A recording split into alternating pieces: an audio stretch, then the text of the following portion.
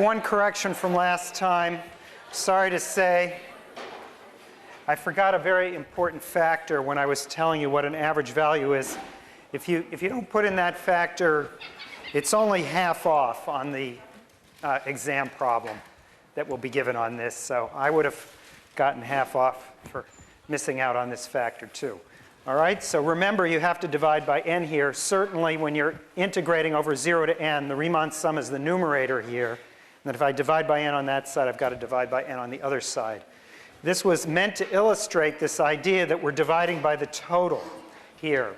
And we are going to be talking about average value in more detail, not today though.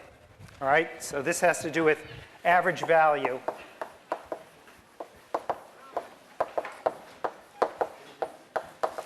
And we'll discuss it in considerable detail in a couple of days, I guess. All right. Now,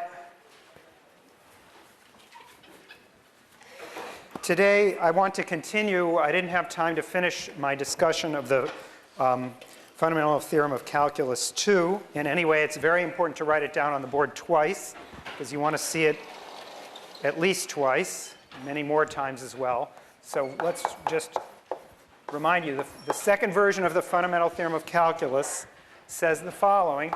It says that the derivative of an integral gives you the function back again. So here's the theorem. And the way I'd like to use it today, I started this discussion last time, but we didn't get into it.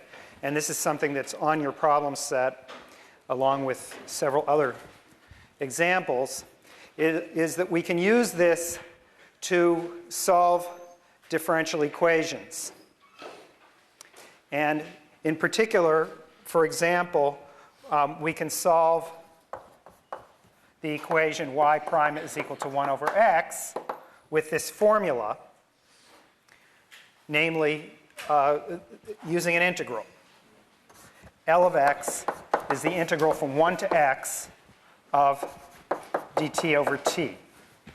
The function f of t is just 1 over t. Now, that formula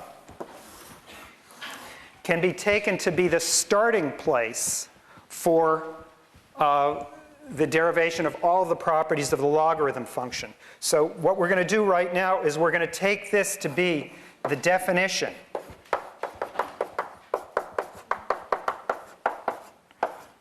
of the logarithm. And if we do that, then I claim that we can read off the properties of the logarithm just about as easily as we could before. And so I'll illustrate that now. And there are a few other examples of this where somewhat more unfamiliar functions come up. This one is one that in theory we know something about. The first property of this function is the one that's already given, namely its derivative is 1 over x. And we get a lot of information just out of the fact that its derivative is 1 over x.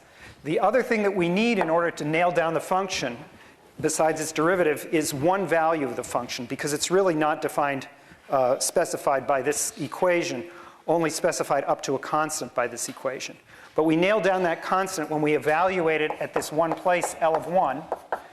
And there we're getting the integral from 1 to 1 of dt over t, which is 0. And that's the case with all of these definite integrals. If you evaluate them at their starting places, the value will be 0. And together, these two properties specify this function L of x uniquely. Now, the next step is to try to think about what its properties are. And the first approach to that, and this is the approach that we always take, is to maybe graph the function to get a feeling for it. And so I'm going to take the second derivative. Now, notice that when you have a function which is given as an integral, its first derivative is really easy to compute.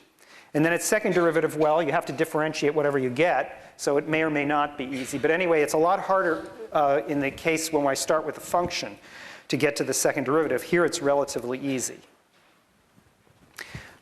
And these are the properties that I'm going to use. I won't really use very much more about it than that. And qualitatively, the conclusions that we can draw from this are, first of all, from this, for example, we see that this thing is concave down every place. All right? And then to get started with the graph, since I see I have a value here, which is L of 1 is equal to 0, I'm going to throw in the value of the slope.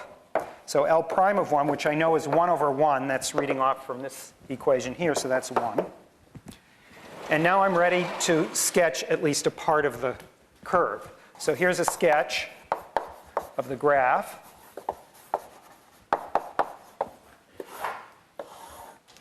Here's the point 1, 0, that is x equals 1, y equals 0. And the tangent line I know has slope 1, and the curve is concave down, so it's going to look something like this.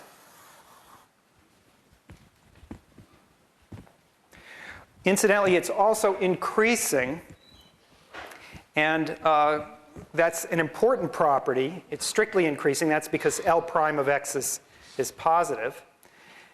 And so we can get from this the following important definition, which again is working backwards from this definition. We can get to where we started with the log in our previous discussion. Namely, if I take the level here, which is y equals 1, then that crosses the axis someplace, and this point is what we're going to define as E. So the definition of E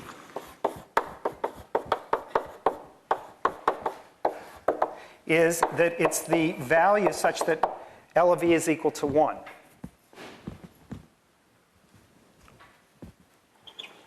And again, the fact that there's exactly one such place just comes from the fact that this L prime is positive, so that L is increasing.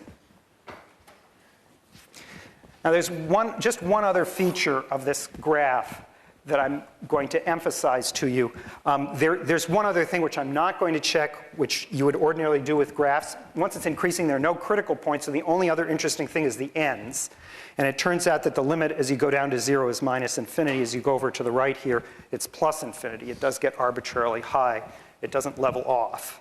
But I'm not going to discuss that here. Instead, I'm going to just remark on one qualitative feature of the graph, which is this remark that the part which is to the left of 1 is below 0.